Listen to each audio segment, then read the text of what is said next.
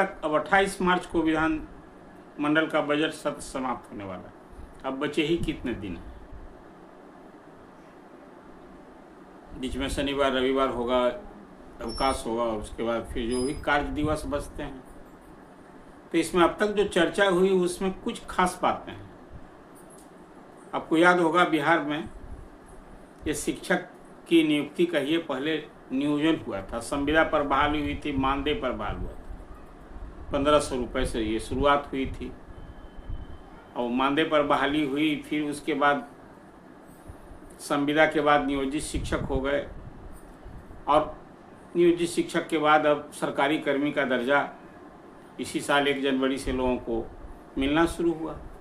उधर बीपीएससी शिक्षक अब तक जो 3 चरणों में बहाली हुई है वो सब तो बीपीएससी शिक्षक सरकारी कर्मी शिक्षक के रूप में ही बहाल हुए, सरकारी कर्मी ही कहलाएंगे, दर्जा मिला, सुविधा मिलेगी, जो भी। तो ये सारी बात तो है अपनी जगह, लेकिन शिक्षकों की जो उम्मीद जगी थी वो कोई उम्मीद खास करके वेतन लेकर पहले बात मैं आपसे करूँ कि बिहार के शिक्षक को कोई पे ग्रेड नहीं है।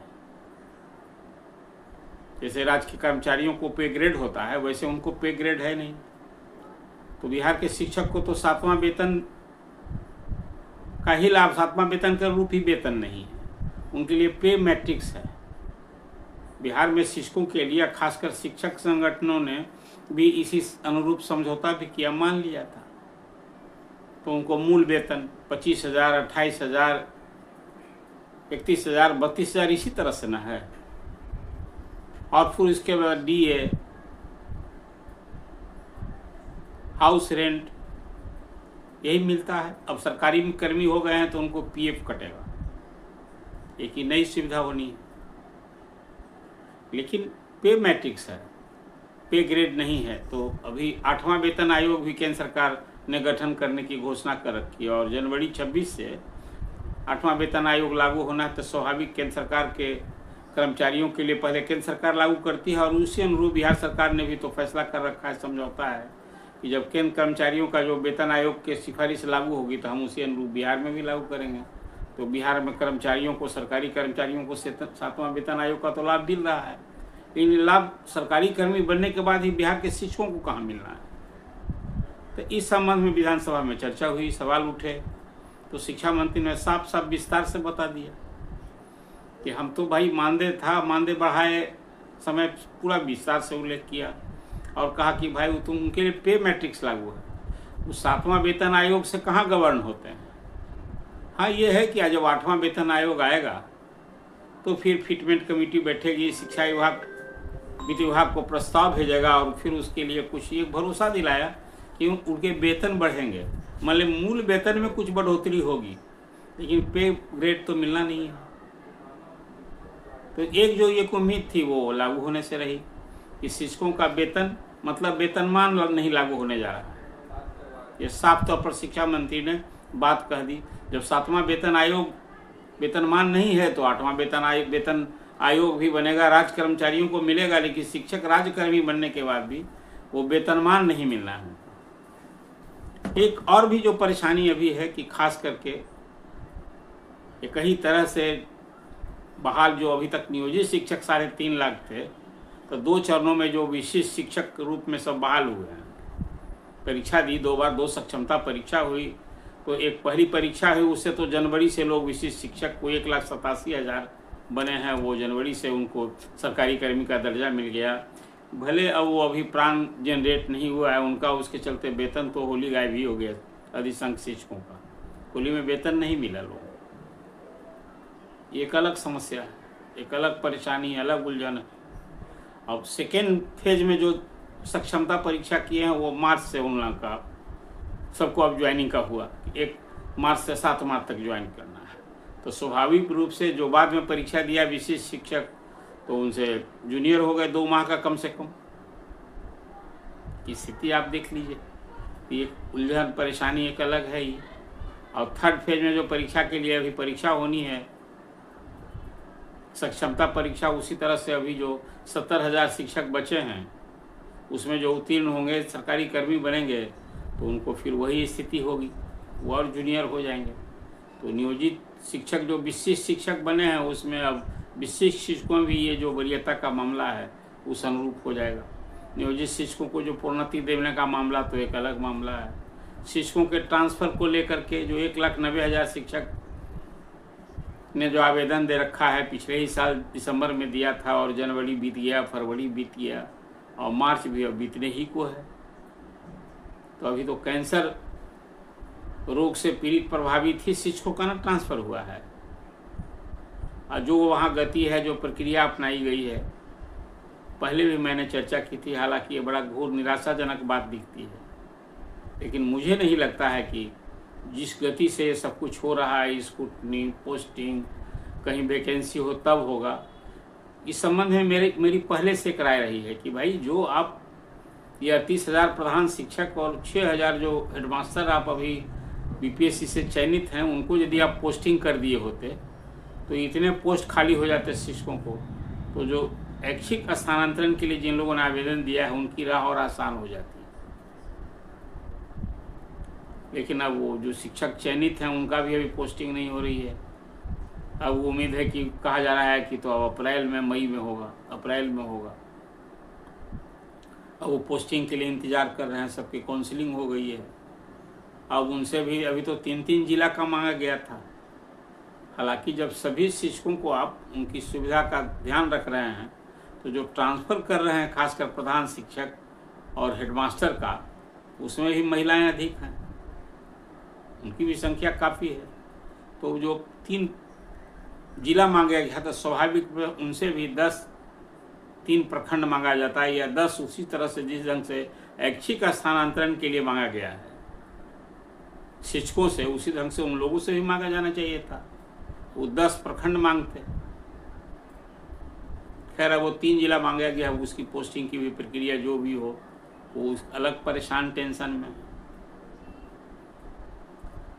बीपीएससी के शिक्षक उसी तरह से जो अभी गांव से दूर ट्रांसफ़र के लिए, उनकी अलग परेशानी है। तो शिक्षकों की एक परेशानी अलग है और कोई उम्मीद पूरी होने से रही। अब चुनाव नज़दीक आ रहा है। अब अभी शिक्षा मंत्री ने घोषणा की है कि भाई चौथे चरण में TR4 की परीक्षा हम लोग मई में लेंगे।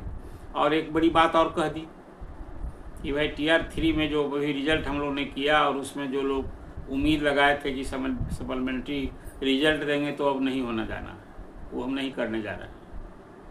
और उसके लिए अब है कि TR4 में ही वो सारे पोस्ट के लिए जो खाली रह गया है उसको हम बहाल करेंगे। लेकिन एक अब बड़ा सवाल है, वो ये सवाल है कि जब आप TR4 लेने जा रहे हैं, चतुर्थ चरण की परीक्षा बीपीएससी लेगा मई में, तो उसके पहले बिहार स्कूल एग्जामिनेशन बोर्ड को पात्रता परीक्षा पहले लेनी चाहिए, ताकि जिन शिक्षकों ने ट्रेनिंग कर रखी है, जिन अभ्यर्थियों ने जो शिक्षक बनना चाहते हैं, तो उनके लिए भी मार्ग प्रशस्त हो। बिहार स्कूल एग्जामिनेशन बोर्ड ने तो कहा था कि हर साल 2 बार हम परीक्षा लिया करेंगे।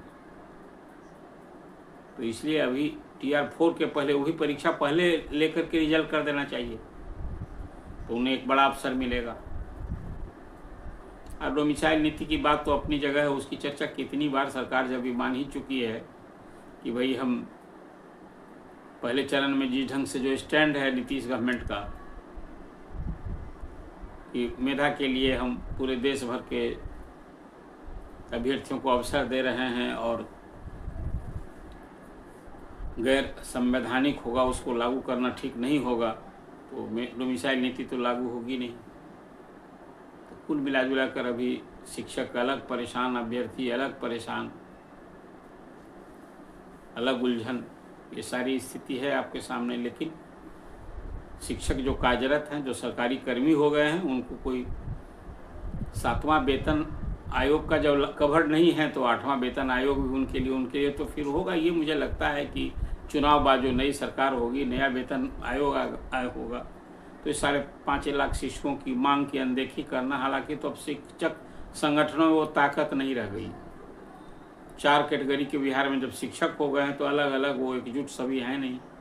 एक और जहाँ वेतनमान वाले शिक्षक, नियोजित शिक्षक, बीपीएससी वाले शिक्षक जो विद्यालय अध्यापक कहते हैं, और फिर ये विशेष शिक्षक। कुल मिला जुला कर। लेकिन ये सारे संपूर्ण 5.5 लाख से अधिक शिक्षकों की जो ताकत है या आज भी जो निराशा है, उन्हें जो परेशानी है, ये चुनाव में क्या